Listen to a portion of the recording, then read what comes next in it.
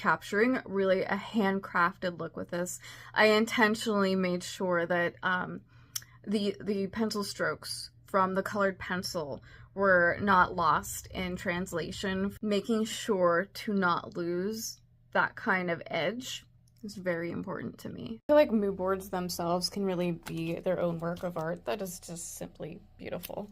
And so here's what I mean. You can really see the details and the textures from creating with colored pencil and watercolor and pen and ink. This is simply gorgeous, obviously replicating the look of a brooch.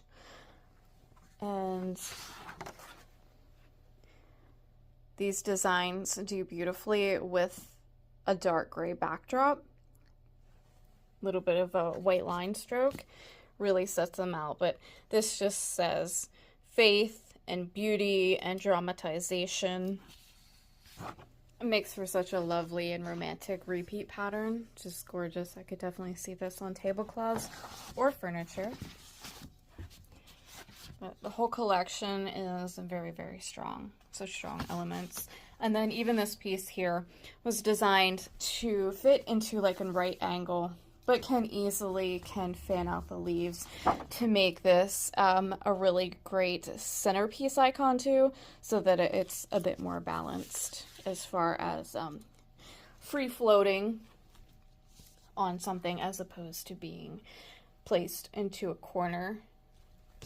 It works really well for impact in two areas, really. One is where you have an audience or a market that is already expecting opulence and dramatization. Or is for the other market where you're in need of some grandstanding, where it's a bit unexpected. This would take your captured audience by unexpected but pleasant surprise. Quite lucrative for either market, really.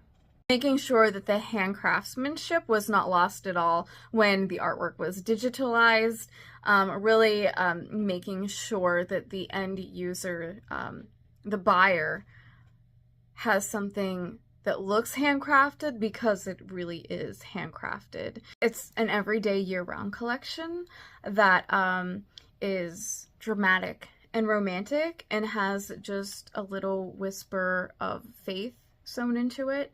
And it's really meant to feel like it has a very rich and distinctive presence. I pulled from two different eras, time periods for this collection. The Baroque period and then the Victorian Gothic period that are separated by a few hundred years, but really infusing them both together with the really ornate and kind of faith-based Baroque style, but also the Victorian Gothic romantic aspect to it.